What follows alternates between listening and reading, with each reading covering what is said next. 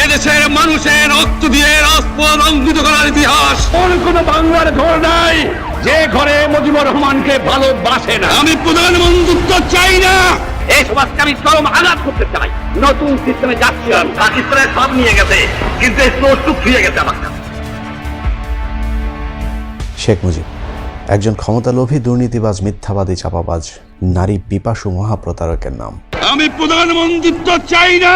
আত্মপ্রচারমুখী মুজিবের জীবনের শুরু থেকে শেষ পর্যন্ত প্রতারণায় নিজেই বারবার নিজেকে ছাড়িয়ে গেছেন। সারা জীবন ক্ষমতায় থাকবার জন্য মুজিব মন ভোলানো বক্তব্য রেখে মানুষকে ধোঁকা দিয়ে ক্ষমতা লাভের পর 180 ডিগ্রি ঘুরে দাঁড়িয়েছিলেন। এই সমাজকে আমি চরম আঘাত করতে চাই। নতুন সিস্টেমে যাচ্ছি আমি। আওয়ামী লীগের রাজনীতি নামক লাভজনক ব্যবসায় এখন প্রধান মূলধন শেখ মুজিব। যে কারণে মুজিব সম্পর্কে আমাদেরকে ভুলভাল গল্প শুনিয়ে মহামানবের কাল্পনিক রূপ দেওয়ার চেষ্টা চলছে। বঙ্গবন্ধুকে জানা কিন্তু একটা সওয়াবের বিষয় হবে। বাস্তবতা ছিল সম্পূর্ণ ভিন্ন। শেখ মুজিবকে নিয়ে করা আমার চ্যানেলের প্রথম ভলিউমে দেখানো হয়েছিল মুজিব ক্ষমতার জন্য কিভাবে পাকিস্তানি শাসক শ্রেণীর সাথে বারবার আঘাত করেছিলেন। আজকের অনুষ্ঠানে দেখবেন ক্ষমতার আসনে বসতে শেখ মুজিব কিভাবে ভারতীয় দালালে পরিণত হয়েছিল। আমার জনসাধারণ ভারতবর্ষের জনসাধারণের কাছে কৃতজ্ঞ। মূলত সদ্য স্বাধীন বাংলাদেশকে শেখ মুজিব পাকিস্তান থেকে ফিরেই পরাধীনতার ভারতীয় শৃঙ্খল পরিয়ে দিয়েছিলেন। কিভাবে মুজিব ভারতের কাছে বাংলাদেশকে বেচে দিয়েছিলেন সেটা জানবার আগে প্রথমেই বলে রাখি, নিরপেক্ষ দৃষ্টিভঙ্গি না থাকলে আমার এই গবেষণা কেউ দেখবেন না। কারণ কোনো কিছু শোনার আগেই যদি আপনার মাথায় বিশেষ কোনো পক্ষপাতমূলক চিন্তা থেকে থাকে, তাহলে আপনাকে সত্য জানানোর চেষ্টা ব্যর্থ হবে। এই ভিডিও দেখার পর অনেকে আমাকে গালি দিবেন, সামনে পেলে খুন করতে চাইবেন, কিন্তু তাকে যদি জিজ্ঞেস করা হয় আপনি শেখ মুজিব সম্পর্কে কি জানেন, উত্তরে হয়তো বলবে সব জানি। আবার যদি প্রশ্ন করা হয় কিভাবে জানেন, নিশ্চয়ই তার কোনো জবাব থাকবে না, হয়তো বলবেন আওয়ামী লীগের নেতাদের মুখে শুনেছেন। আসলে আওয়ামী লীগ নেতাদের কাছে শেখ মুজিব, বিএনপির কাছে জিয়াউর রহমান কিংবা জামায়াতের লোকজনের কাছে গোলাম আজমের কথা শুনলে আপনি ভুল করবেন। আপনাকে শুনতে হবে নিরপেক্ষ মানুষের কথা কিংবা ওই সময় রাজনৈতিক নেতাদের লেখা ইতিহাস পড়তে হবে। কিন্তু সমস্যা হলো এদেশের মানুষ নিজে পড়ার চেয়ে অন্যের মুখে শুনতে বেশি পছন্দ করেন। ক্ষণজন্মা এই মহাপুরুষ শৈশব থেকেই ছিলেন অত্যন্ত মানবদরদী, কিন্তু অধিকার আদায়ে ছিলেন আপসহীন। আল্লাহর দেওয়া জীবন বিধানও আমরা লোক ভাড়া করে শুনি, অথচ ঘরের কোণে পড়ে থাকা অর্থসহ 30 পারা কোরআন আমাদের বেশিরভাগ মানুষেরই পড়ার সুযোগ হয়নি। যে কারণে কপ্টারে চড়ে হেলিকপ্টার হুজুরেরা আমাদেরকে ভুলভাল বোঝানোর সুযোগ পায়। ইয়া আইয়ুহাল্লাযীনা আমানু তুবু ইলাল্লাহি তাওবাতান নাসুহা। এই আয়াতে ইশারা দিলেন যে নসুহার মতো তওবা করো। ওরা বানিয়েছে নসুহা নামে একটা লোক ছিল, অথচ এটা পুরাটা অপব্যাখ্যা বানানো। ঠিক একইভাবে রাজনীতিবিদেরা অন্যদেরকে ভুল বুঝিয়ে যুগের পর যুগ সুবিধা নিচ্ছে। এই যেমন শেখ মুজিব সম্পর্কে এখন আমরা যেসব শুনি, আসলেই কি তিনি এরকম মহামানুষ ছিলেন?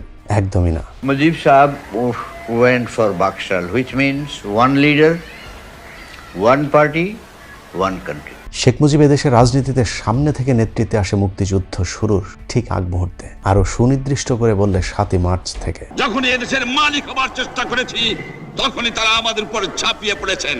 আবেগী বাঙালি 7ই মার্চের ভাষণের উত্তেজনায় ভরপুর দু একটি লাইন শুনে মনোমুগ্ধ হয়ে যান, কিন্তু এটা ছিল মুজিবের মহা প্রতারণা। তবে ওই সময় রাজনীতিবিদেরা ঠিকই বুঝেছিলেন মুজিব জনগণকে ধোঁকা দিয়ে এখনো পাকিস্তানের প্রধানমন্ত্রী হবার স্বপ্ন দেখছে। জনগণের প্রতিনিধির কাছে ক্ষমতা হস্তান্তর করতে হবে।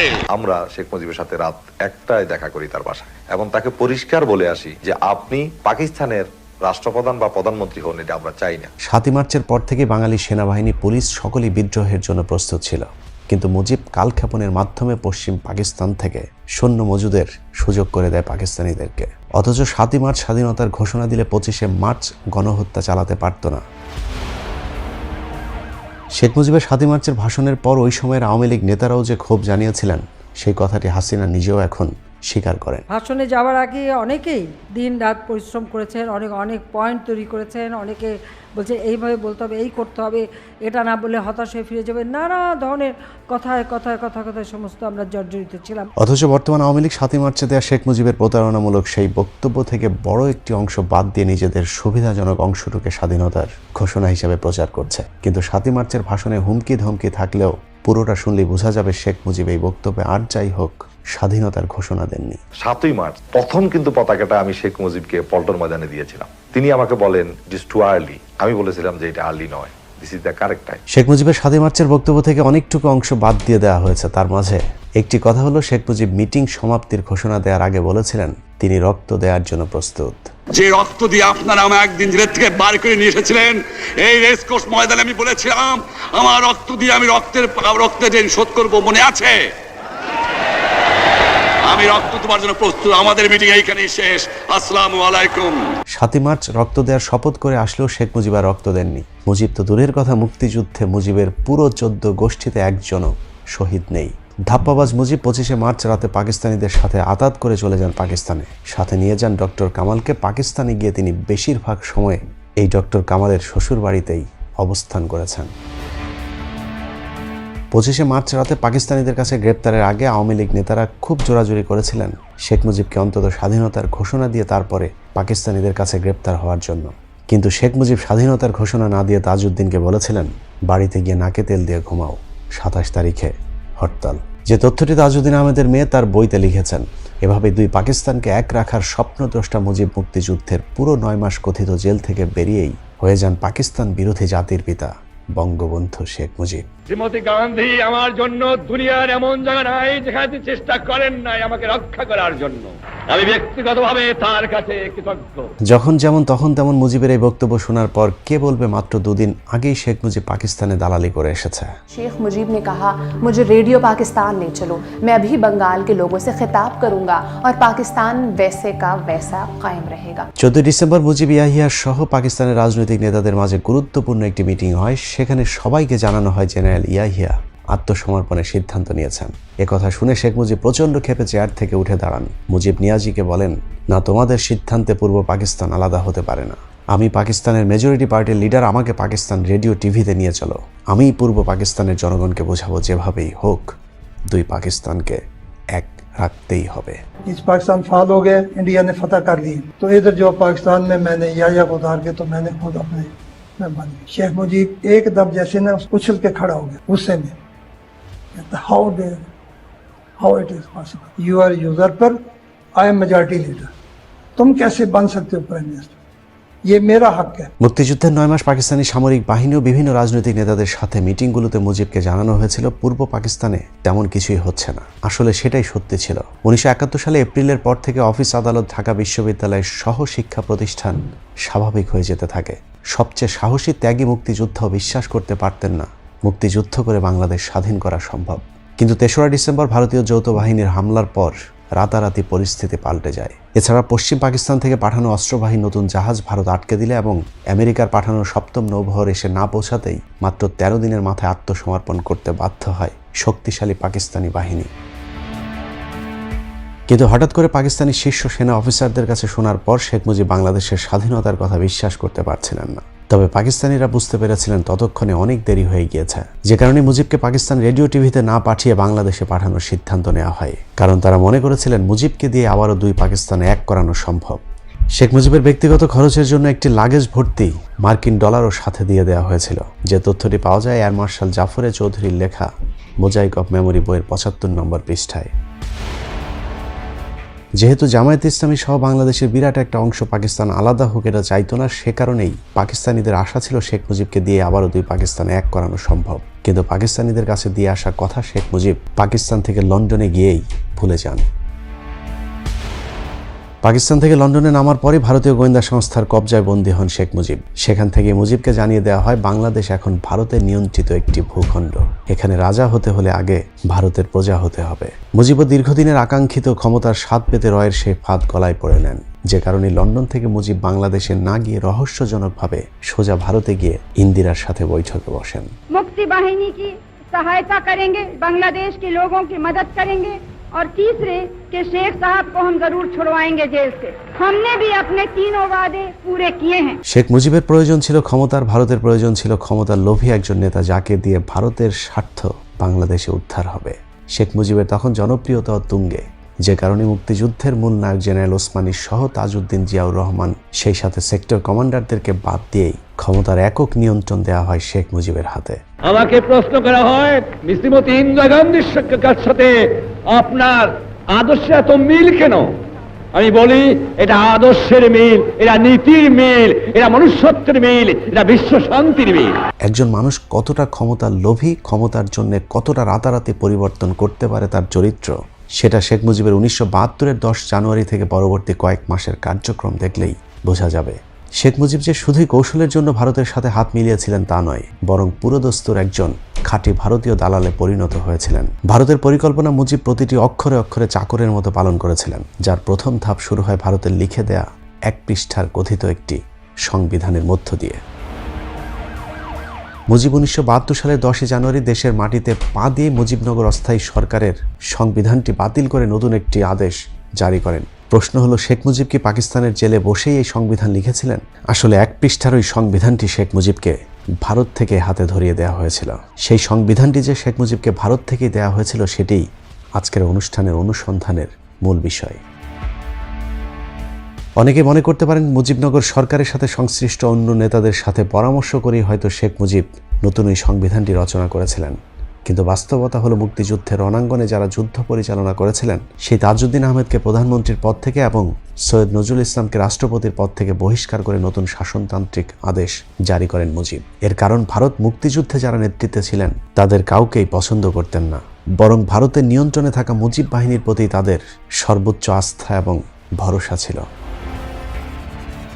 মুক্তিযুদ্ধে নেতৃত্ব দেওয়া মানুষগুলোকে সরকার থেকে সরানোর পর ভারত কিভাবে মুজিবের মাধ্যমে বাংলাদেশে মুক্তিযুদ্ধ বিরোধী পরিকল্পনা বাস্তবায়ন করেছিল, চলুন সেটাই দেখা যাক। বাংলাদেশ 4টে স্তম্ভের উপর চলবে: জাতীয়তাবাদ, সমাজতন্ত্র, গণতন্ত্র আর ধর্মনিরপেক্ষ রাষ্ট্র। আমরা সকলেই শুনে এসেছি মুক্তিযুদ্ধের 4টি মূল নীতি আদর্শ হলো গণতন্ত্র, সমাজতন্ত্র, ধর্মনিরপেক্ষতা এবং জাতীয়তাবাদ। কিন্তু আসলেই কি এই 4টি আদর্শের জন্য আমাদের মুক্তিযুদ্ধ হয়েছিল?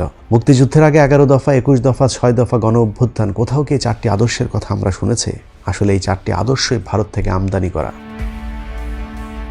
1927 সালে মতিলাল নেহেরু কংগ্রেসের রেজুলেশনে গণতন্ত্র, সমাজতন্ত্র, ধর্মনিরপেক্ষতা, জাতীয়তাবাদ এই 4টি আদর্শের প্রস্তাব করেছিলেন। সেই সময় সুভাষ বসু, জিন্নাহ সহ অন্য নেতারা তার সে প্রস্তাব প্রত্যাখ্যান করেছিল, যদিও 1930 সালে সেটা পাশ করতে সামর্থ্য হয় কংগ্রেস সরকার। রহস্যজনক, সেই 4টি আদর্শকে শেখ মুজিবের হাত দিয়ে হুবহু ভারত বাংলাদেশের মুক্তিযুদ্ধের আদর্শ হিসেবে চালিয়ে দেয়। অথচ মুজিবের ভাড়া করে আনা ওই সংবিধানের জাতীয়তাবাদ ছাড়া বাকি 3টি আদর্শই মুক্তিযুদ্ধের মূল আদর্শের সাথে সরাসরি সাংঘর্ষিক। এর মধ্যে কেউ হাত লাগাতে পারবে না, এটা সোজাসুজি আমরা করব। আর আপনারা জানেন আমি সোজা মানুষ, সোজা কথা বলি, যা বলি যেটা বুঝি সেটা বলি এবং সেটা করি। যেমন গণতন্ত্রের নামে যে সংসদীয় সরকার ব্যবস্থা চালু করা হয়েছিল মুক্তিযুদ্ধের আগে, তা কেউ দাবি করেনি, বরং 23 বছর পশ্চিম পাকিস্তানের পার্লামেন্টারি ফর্ম অফ গভর্নমেন্টের বিরুদ্ধেই লড়াই করেছে বাংলাদেশের মানুষ। সকলের দাবি ছিল রিপাবলিক ফর্ম অফ গভর্নমেন্টের। 1949 সালে 24শে জুন আওয়ামী লীগের প্রথম গঠনতন্ত্রেও রিপাবলিক ফর্ম অফ গভর্নমেন্টের কথা বলা হয়েছিল। 1954 সালে নির্বাচনের সময় আওয়ামী লীগের 21 দফায় রিপাবলিক ফর্ম অফ গভর্নমেন্টের কথা বলা হয়েছে। রিপাবলিক ফর্ম এবং পার্লামেন্টারি ফর্মের মাঝে মৌলিক পার্থক্য হলো, রিপাবলিক ফর্মে যে কোনো সময় চাইলেই গণভোটের মাধ্যমে সরকারকে ক্ষমতাচ্যুত করা সম্ভব, কিন্তু সংসদীয় গণতন্ত্রে পার্লামেন্টের সংখ্যাগরিষ্ঠতাই সবকিছুর ঊর্ধ্বে, যে কারণে মুজিব রিপাবলিকের পরিবর্তে পার্লামেন্টারি ফর্মকে বেছে নিয়েছিলেন। অথচ ধোঁকাবাজ মুজিব সারা জীবন রিপাবলিক সরকারের দাবিতে আন্দোলন করে এসেছেন। আমি বিশ্বাস করি গণতন্ত্রে, আমি বিশ্বাস করি সোশ্যালিজমে। স্বাধীনতা যুদ্ধের দলিলপত্র প্রথম খণ্ডের 427 নম্বর পৃষ্ঠার তথ্য অনুযায়ী 1955 সালের 25শে অগাস্ট সংবিধান সভায় শেখ মুজিব গণভোটের জন্য আকুল আবেদন জানিয়েছিলেন। মুজিব বলেছিলেন, যদি জনগণের জাতীয় ইস্যু জনগণের স্বার্থের বিরুদ্ধে যায় এবং গণভোটের ব্যবস্থা না থাকে, তাহলে জনগণ অসাংবিধানিক পন্থায় দাবি আদায়ে ঝাঁপিয়ে পড়বে। মুজিবনগর সরকারের ঘোষণাপত্র বাংলাদেশ সরকার ব্যবস্থা রিপাবলিক ফর্ম অফ গভর্নমেন্ট হওয়ার কথাই বলা হয়েছিল। এখানেই শেষ নয়, দেশে ফেরার মাত্র 2 দিন আগেও পাকিস্তান থেকে লন্ডনে গিয়ে শেখ মুজিব সাংবাদিকদেরকে বলেছিলেন, বাংলাদেশ হবে People's Republic of Bangladesh. The ultimate achievement of this struggle is the creation of an independent, sovereign People's Republic of Bangladesh. খাতা কলমে বাংলাদেশ এখনো পিপলস রিপাবলিক থাকলেও বাস্তবে সম্পূর্ণ তার বিপরীত দিকে নিয়ে গিয়েছিলেন শেখ মুজিব। একইভাবে মুক্তিযুদ্ধের মূল আদর্শ হিসাবে বলা হয়েছে ধর্মনিরপেক্ষতাকে, অথচ মুক্তিযুদ্ধে বিজয়ের একদিন আগেও ধর্মনিরপেক্ষতা শব্দটি কেউ একবারের জন্যও শোনেনি, বরং শেখ মুজিব নিজেও সবসময় ইসলামী শাসন ব্যবস্থার দাবি করে এসেছেন তার সবগুলো আন্দোলনে। আওয়ামী লীগের 1949 সালের প্রতিষ্ঠাকালীন গঠনতন্ত্র ইসলামী শাসন ব্যবস্থার কথা বলা হয়েছে।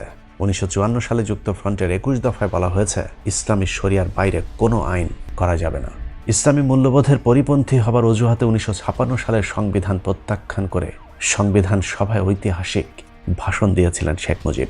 সেখানে তিনি বলেছিলেন, sir, I have just come from East Pakistan and know the mind of the people there. I know that they have rejected the un-Islamic, undemocratic and dictatorial constitution. It cannot be accepted by the people of Pakistan, particularly people of East Pakistan. 1970 সালে নির্বাচনের পর আওয়ামী লীগের প্রণীত খসড়া সংবিধানের 5 নম্বর দফায় বলা হয়েছে, কোরআন সুন্নাহর ভিত্তিতে রাষ্ট্র পরিচালনা হবে, তবে অন্য ধর্মের নাগরিকেরা নির্বিঘ্নে তাদের ধর্ম পালনের সুযোগ পাবে। শুধু আওয়ামী লীগ নয়, সমাজতান্ত্রিক দল সহ সবগুলো রাজনৈতিক দল একটি জায়গায় একমত হয়েছিলেন, তা হল ইসলামী শরিয়া বিরোধী কোনো আইন প্রণয়ন করা যাবে না। মেজর জিয়াউর রহমানের ডাকে মুক্তিযুদ্ধ শুরুর মাত্র 2 দিন আগে 23শে মার্চ আওয়ামী লীগের পক্ষ থেকে ইয়াহিয়াকে যে খসড়া সংবিধান তুলে দেওয়া হয়েছিল, সেখানেও মুজিব লিখেছিলেন, কোরআন সুন্নাহ বিরোধী কোনো আইন করবে না আওয়ামী লীগ। বর্তমানে 71 টিভির বদৌলতে আজকে যারা সংবিধানে বিসমিল্লাহির রহমানির রহিম এবং রাষ্ট্র ধর্ম ইসলামের বিরুদ্ধে কথা বলেন, সেই সব মুরগি সাপ্লায়ার এবং বাংকার যোদ্ধারা হয়তো জানেন না, যুদ্ধকালে মুজিবনগর সরকার গঠিত হওয়ার পর প্রবাসী সরকারের পক্ষ থেকে বাংলাদেশের জনগণকে স্বাধীনতা যুদ্ধে যোগ দেওয়ার জন্য প্রথম যে আহ্বান জানানো হয়েছিল, সে আহ্বানের প্রথম বাক্য ছিল আল্লাহু আকবার। আহ্বানের সব শেষ লাইনে বলা হয়েছে, পাকিস্তানি বাহিনীর সহায় আধুনিক মরণাস্ত্র আর আমাদের সহায় পরম করুণাময় সর্বশক্তিমান আল্লাহ তাআলার সাহায্য। অতএব মুক্তিযুদ্ধের সাথে ইসলামের কোনো সাংঘর্ষিকতা নেই। অথচ ভারত থেকে মুজিবের পকেটে করে আনা সংবিধান কিংবা 72-এর সংবিধান থেকে 4র্থ সংশোধনী কোথাও শেখ মুজিব বিসমিল্লাহির রহমানির রহিম শব্দটি পর্যন্ত রাখতে দেননি। আসলে সংবিধান থেকে ইসলাম কিংবা বিসমিল্লাহ উঠিয়ে দেওয়ার মূল উদ্দেশ্য ভারতকে খুশি করা। ধর্মনিরপেক্ষতার নামে ভারত এদেশে ইসলামকে ধ্বংস করে হিন্দুত্ববাদকে চাপিয়ে দেওয়ার লক্ষ্যে মুক্তিযুদ্ধের আদর্শের মাঝে ধর্মনিরপেক্ষতা ঢুকিয়ে দেওয়ার চেষ্টা করেছে। রবীন্দ্রনাথের দেবীকে নিয়ে প্রার্থনা আমাদের জাতীয় সঙ্গীত হিসাবে চাপানো হয়েছে, দাড়ি টুপিকে মুক্তিযুদ্ধের বিরুদ্ধে দাঁড় করানো হয়েছে, আর এসব কাজে ভারত বরাবরই আওয়ামী লীগকে বিশ্বস্ত বন্ধু হিসেবে কাছে পেয়েছে, কারণ রাজনীতিতে এরা পাকা। Islamic push Bangladesh towards extremism. You know, Bangladesh is a secular country. হাসিনার মতো মুজিবও সারা জীবন ইসলামের নামে রাজনীতি করে ভারতকে খুশি করার লক্ষ্যে নিজেকে শেষ পর্যন্ত সেকুলারিজমে বিশ্বাসী বলেও ঘোষণা করতে দ্বিধাবোধ করেননি। আমি বিশ্বাস করি সেকুলারিজমে। এছাড়া সমাজতন্ত্র আমাদের মুক্তিযুদ্ধের চেতনা বিরোধী। মুক্তিযুদ্ধ কেন্দ্রিক কোনো আন্দোলনেই সমাজতন্ত্রের দাবি ছিল না, বরং গণতন্ত্র এবং সমাজতন্ত্র অনেকটাই বিপরীতমুখী পন্থা। এভাবেই শেখ মুজিব আমাদের সংবিধানের 12টা বাজিয়ে গেছেন। মুজিবের এ ধরনের দিগবাজি যেন কেউ বুঝতে না পারে, সেজন্যই পুরো সংবিধানের প্রতিটি পৃষ্ঠা বাংলায় অনুবাদ করা হলেও মুজিবের পকেটে করে আনা সংবিধানের পৃষ্ঠাটি আজও পর্যন্ত অনুবাদ করা হয়নি। স্বাধীন বাংলাদেশের প্রথম পূর্ণাঙ্গ সংবিধান বা 72-এর সংবিধানও শেখ মুজিবের উপর ভারতের প্রভাব সুস্পষ্ট। তখন থেকেই ভারত আমাদের ইসলামের উপর হাত দিয়েছিল। 1972 সালে 11 এপ্রিল গণপরিষদ সদস্য ডক্টর কাজী খাদেমুল ইসলাম সংসদে কোরআন পাঠ করে তারপরে সংবিধান প্রণয়নের কাজ শুরু করার অনুরোধ করলে শেখ মুজিব সেদিন কোরআন পাঠের অনুমতি দেননি। সেই সংবিধানটি যে ভারতের তৈরি করা তা সংবিধানের একটি অনুচ্ছেদ পড়লে বোঝা যাবে। 72-এর সংবিধানের 145-এর ক অনুচ্ছেদে বলা হয়েছে, বিদেশের সহিত সব চুক্তি রাষ্ট্রপতির নিকট পেশ করা হইবে এবং তিনি সেটা সংসদে পেশ করিবেন, তবে শর্ত থাকে যে নিরাপত্তার স্বার্থে সংশ্লিষ্ট কোনো বন্ধু দেশের সাথে চুক্তি কেবলমাত্র সংসদের গোপন বৈঠকে পেশ করা হইবে। পৃথিবীর কোনো দেশের সংবিধানে বিদেশের সাথে চুক্তির ক্ষেত্রে কোনো গোপনীয়তার বিধান নেই, কিন্তু ভারতের সাথে নানা গোপন চুক্তি করতেই সংবিধানের এই অনুচ্ছেদটি যুক্ত করে দেয় ভারত। এখনও যার সুবিধা ভোগ করছে হিন্দুত্ববাদী রাষ্ট্রটি। শেখ হাসিনা কখন ভারতের সাথে কোন চুক্তি করছেন বাংলাদেশের মানুষের পক্ষে তা জানাও সম্ভব হচ্ছে না। স্বাধীনতার পরপর ভারতের দাদাগিরি আর লুটপাটে অতিষ্ঠ ছিল বাংলাদেশের মানুষ, যে কারণে চারিদিক থেকে ভারতের সমালোচনা হচ্ছিল। মানুষের সমালোচনা বন্ধ করতে শেখ মুজিব সংবিধানকে কাজে লাগিয়েছিলেন। সংবিধানের রক্ষা কবচ 39 অনুচ্ছেদের প্রথম দফায় বলা হয়েছে, চিন্তা ও বিবেকের স্বাধীনতা নিশ্চয়তা দেওয়া হইল। কিন্তু টাউট মুজিব দ্বিতীয় দফায় যুক্ত করেন, রাষ্ট্রের নিরাপত্তা বন্ধু রাষ্ট্রসমূহের সহিত বন্ধুত্বপূর্ণ সম্পর্কের ক্ষেত্রে বাক স্বাধীনতার শর্ত প্রযোজ্য। বাক স্বাধীনতার ক্ষেত্রে এ ধরনের শর্ত পৃথিবীর ইতিহাসে কোনো গণতান্ত্রিক দেশের সংবিধানে আজ পর্যন্ত যুক্ত করা হয়নি। যে কারণে শ্রী মানবেন্দ্র নারায়ণ লারমা সংসদের ভেতরে মুজিবের মুখের সামনে বলেছিলেন, বন্ধু রাষ্ট্রের দোহাই দিয়ে মুজিব যে সংবিধান রচনা করেছে সেই একই রকম সংবিধান আইয়ুব খানও করেছিল, তাহলে মুজিব আর আইয়ুবের মধ্যে পার্থক্য কোথায়? স্বাধীন বাংলাদেশের প্রথম সংবিধান যে ভারত থেকে আমদানি করা হয়েছিল তার উৎকৃষ্ট মন্তব্য করেছিলেন রাষ্ট্রবিজ্ঞানী রওনক জাহান। যিনি ঢাকা বিশ্ববিদ্যালয়ের পাশাপাশি কলম্বিয়া ও হার্ভার্ড বিশ্ববিদ্যালয়ের মতো প্রতিষ্ঠানে গবেষণায় যুক্ত ছিলেন। রওনক জাহান বলেছিলেন, the constitution of Bangladesh is an interesting documents since it is an attempt two facilitate political development in Bangladesh according to Indian model. তিনি বাংলাদেশের সংবিধানকে কৌতূহলীপূর্ণ বা সন্দেহজনক নথি হিসাবে উল্লেখ করেছিলেন, কারণ এই সংবিধানে ভারতীয় মডেল হিন্দুত্ববাদকে চাপিয়ে দেওয়ার চেষ্টা করেছিল শেখ মুজিব। সংবিধানের খসড়া প্রস্তুতের পর 1972 সালে দৈনিক পূর্ব বাংলা পত্রিকার 17 অক্টোবরের খবরে ভিনদেশী সংবিধান শিরোনামে মাওলানা ভাসানীর একটি কলাম ছাপা হয়েছিল, যেখানে বলা হয় 23 বছর দুই পাকিস্তান মিলেও একটি সংবিধানের জন্য হাহাকার করে সেটা সম্পূর্ণ করতে পারেনি, অথচ সেই সংবিধান প্রস্তুত করতে সময় লেগেছে মাত্র 6 মাস। কে করল এই সংবিধান? মুজিব আর কামাল? জনসাধারণের গণভোট হইল না, বুদ্ধিজীবীদের পরামর্শ লাগেনি, মুক্তিযোদ্ধাদের গা ঘেঁষতে দেওয়া হয়নি, 34 জন বাদে গণপরিষদ সদস্যদের মধ্যে কেউ জানে না। তাহলে এই সংবিধান কোত্থেকে নাজিল হলো? তার শানে নজরুল 7 কোটি মানুষের জানার হক রহিয়াছে। জনসাধারণকে ধোঁকা দিয়ে এভাবে ভারতের দেয়া সংবিধানকে ডক্টর কামালের রচিত সংবিধান বলে চালিয়ে দেয় শেখ মুজিব, যে কারণে 72-এর সংবিধানকে মাওলানা ভাসানী, ন্যাপ সহ সব রাজনৈতিক দল প্রত্যাখ্যান করেছিল। ডক্টর আবুল ফজল হক তার বাংলাদেশের শাসন ব্যবস্থা ও রাজনীতি বইয়ের 134 নম্বর পৃষ্ঠায় মুজিবের সেই সংবিধান সম্পর্কে বিভিন্ন দলের একটি মন্তব্য তুলে ধরেছেন, যেখানে বাংলাদেশ কমিউনিস্ট পার্টির সংবিধানকে সংশোধনের অযোগ্য বলে ঘোষণা ও তা প্রত্যাখ্যান করেন। তাদের মতে মুজিবের 72-এর সংবিধানের চেয়ে আইয়ুব খানের 62-এর সংবিধানে মানবাধিকারের নিশ্চয়তা অনেক বেশি পরিমাণে ছিল। ন্যাপ প্রধান মাওলানা ভাসানী বলেছিলেন তার দল এই সংবিধান গ্রহণ করবে না। বিপ্লবী ছাত্র ইউনিয়ন মাওলানা ভাসানীর সাথে একমত প্রকাশ করে খসড়া সংবিধানের বিরুদ্ধে গণ আন্দোলন করে তোলার আহ্বান জানান। আসম রব বলেছিলেন এটি একটি বাজে সংবিধান। 16 ডিসেম্বর আগে এগুলি ডিসাইড করেছে পৃথিবীর কোনো বই আমি পড়ি নাই, যদি কেউ দেখাইতে পারে আমি তার কাছে সারেন্ডার করব। শুধু সংবিধান নয়, প্রতিটি ক্ষেত্রে শেখ মুজিব ভারতের পক্ষে কাজ করেছিল। 16 ডিসেম্বর পাকিস্তানি বাহিনীর আত্মসমর্পণের সময় কেন বাংলাদেশের পক্ষ থেকে কাউকে রাখা হয়নি তা নিয়ে মুক্তিযোদ্ধাদের মধ্যে চরম ক্ষোভ থাকলেও শেখ মুজিব কোনো প্রশ্ন করেননি, বরং স্বাধীনতা পরবর্তী পাকিস্তান বাহিনীর ফেলে যাওয়া অস্ত্রশস্ত্র সহ কলকারখানার মূল্যবান যন্ত্রপাতি লুটপাটে ভারতকে সর্বাত্মক সহায়তা করেছিল শেখ মুজিব। মুক্তিযুদ্ধের 9 নম্বর সেক্টরের কমান্ডার মেজর জলিল তার অরক্ষিত স্বাধীনতায় পরাধীনতা বইতে লিখেছেন, মুক্তিযুদ্ধের সর্বাধিনায়ক জেনারেল ওসমানীর কাছে পাকিস্তানি জেনারেল নিয়াজি আত্মসমর্পণ করলেন না কেন? আত্মসমর্পণের সময় ওসমানী উপস্থিত ছিলেন না কেন? কর্নেল ওসমানী আত্মসমর্পণের বেশ কয়েকদিন পর ঢাকায় এলেন কেন? এই কদিন ওসমানী কোথায় ছিলেন? তিনি কি তাহলে সত্যি কলকাতায় বন্দী ছিলেন? মেজর জলিল আরও লিখেছেন, 17 ডিসেম্বর খুলনা সার্কিট হাউস মাঠেও পাকিস্তানি সেনাদের আরেকটি আনুষ্ঠানিক আত্মসমর্পণ পর্ব অনুষ্ঠিত হয়। 9 সেক্টরের অধিপতি হিসাবে আমি সেখানে উপস্থিত থাকলেও আমাকে জোর করে ভারতীয় সেনারা পেছনের সারিতে ফেলে দেয়। অনেক চেষ্টা করেও আমি আর সামনে আসতে পারিনি। এভাবেই দীর্ঘ 9 মাসের অসীম ত্যাগ, তিতিক্ষা আর আত্মাহুতির মধ্য দিয়ে রচিত বিজয় পর্ব ভারতীয় শাসক চক্র দ্বারা লুণ্ঠিত হয়। মেজর জলিল বুঝতে পেরেছিলেন মুজিবের নেতৃত্বে আওয়ামী লীগ ভারতীয় এজেন্ট হিসাবে কাজ করছে। লিখেছেন, আত্মসমর্পণের প্রায় 1 সপ্তাহ পরে প্রবাসী আওয়ামী লীগ সরকার কিভাবে দেশে ফিরে বিনা প্রশ্নে গদিতে বসে। 9 নম্বর সেক্টরের অধিনায়ক হিসাবে দায়িত্ব পালনের কারণে যশোর, খুলনা অঞ্চল দিয়ে ভারতীয় বাহিনীর লুটপাটের দৃশ্য সবচেয়ে বেশি প্রত্যক্ষ করেছেন মেজর জলিল, যে কারণে মেজর জলিল সর্বপ্রথম ভারতীয়দের বিরুদ্ধে প্রতিবাদী হয়ে উঠেছিলেন। কিন্তু শেখ মুজিব তাকে আটক করে কোর্ট মার্শালের নির্দেশ দেন। মজার বিষয় হলো, শত শত বিহারি নারীদের ধর্ষণকারী পাকিস্তান বিদ্বেষী মেজর জলিলকে অবশেষে পাকিস্তানের মাটিতেই মরতে হয়েছে। ভারত নিয়ন্ত্রিত বাংলাদেশ নামক ভূখণ্ডে তার জায়গা হয়নি। ভারতে এসব লুটপাট এবং বুদ্ধিজীবী হত্যাকাণ্ডে ভারতের জড়িত থাকার প্রমাণ নিয়ে ডকুমেন্টারি তৈরি করার কারণে জহির রায়হানকে গুম করা হয়। দেশ স্বাধীনের পর এটা ছিল ভারতের প্রথম গুম। প্রথম জহির রায়হানের খোঁজে পান্না কায়সার সহ পরিবারের সদস্যরা শেখ মুজিবের কাছে গেলে তাদেরকে মুজিব বলেন জহিরের বিষয়ে বেশি বাড়াবাড়ি না করবার। এরপর তারা আর কোনোদিন বিচার চাইতে চাননি। সাংবাদিকদের প্রশ্নের জবাবে মুজিব বলেছিলেন, গুম নয়, জহির রায়হান বাড়ি থেকে পালিয়ে গিয়েছে। মুজিবের বক্তব্য অনুযায়ী পরদিন পত্রিকাগুলো শিরোনাম করে জহির পলাতক। কিন্তু পলাতক জহির আর ফিরে আসেনি মানুষের মাঝে। এভাবেই ভারতের বিরুদ্ধে যেই প্রতিবাদ করেছে শেখ মুজিব তাকে প্রকাশ্যে হত্যার হুমকি দিয়েছে।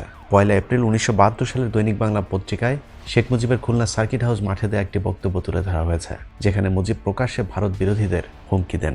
দেখামাত্র গুলি শিরোনামে সেই সংবাদে বলা হয়, গোলযোগ সৃষ্টিকারীরা বাংলাদেশ ও ভারতের মধ্যে শত্রুতা সৃষ্টির প্রয়াস চালাচ্ছে। এদের মধ্যে কেউ কেউ বাংলাদেশ ভারত মৈত্রী চুক্তি ভ্রান্ত বলে আখ্যায়িত করছে। এ সম্পর্কে দেয়ালে দেয়ালে স্লোগান দিচ্ছে। আমি পুলিশকে আদেশ দিচ্ছি, এইসব নকশাল বাড়িওয়ালাদের যেখানে পাবেন সেখানে গুলি করবেন। পরদিন নোয়াখালীর চৌমুহনী কলেজ মাঠেও শেখ মুজিব ঠিক একই ধরনের হুমকি দিয়েছিলেন। শেখ মুজিব কতটা মুক্তিযুদ্ধের বিরুদ্ধে চলে গিয়েছিলেন তার সবচেয়ে বড় প্রমাণ তাজউদ্দিন, সৈয়দ নজরুল ইসলাম, এমনকি মুক্তিযুদ্ধের মহানায়ক জেনারেল ওসমানীকে পর্যন্ত মন্ত্রিসভা থেকে বাদ দিয়ে দিয়েছিলেন শেখ মুজিব। কারণ মুক্তিযোদ্ধারা ছিল মুজিব বাহিনীর বিরোধী, যে কারণে ভারতের অনুগত মুজিব বাহিনীর বিরোধিতা করা কাউকে মুজিবের সরকারে রাখতে দেয়নি ভারত। এভাবেই ভারতীয় প্রেসক্রিপশনে ভারত বিরোধীদের শায়েস্তা করে শেখ মুজিব তার ক্ষমতার স্বাদ পূর্ণ করেছিলেন। আমার জীবনের স্বাদ আজ পূর্ণ হয়েছে। একইভাবে ভারতকে সবকিছু দিয়ে ধোঁকাবাজ মুজিবের কন্যাও ক্ষমতায় টিকে রয়েছে দীর্ঘদিন ধরে। আমরা ভারতকে যে দিয়েছি সেটা ভারত সারা জীবন মনে রাখবে। আসলে এদের কোনো দল বা আদর্শ নেই, মূলত শেখ পরিবারের রক্তই হচ্ছে দূষিত। যে কারণে বীর মুক্তিযোদ্ধা ডালিম বলেছিলেন, আমরা শেখ মুজিবের সাথে পুরো বংশ কেন নির্বংশ করতে চেয়েছিলাম সেটা বুঝবার জন্যে হাসিনা এবং রেহানা 2 পিসকে রেখে গেলাম। বীর মুক্তিযোদ্ধা মেজর ডালিমের সেই ভবিষ্যৎবাণী আমরা এখন হারে হারে টের পাচ্ছি। 2 পিসেই যদি এই অবস্থা হয়, তাহলে আরও কয়েক পিস যদি থাকতো তাহলে কি হতো সেটা একটু চিন্তা করে দেখুন। আল্লাহ হাফেজ।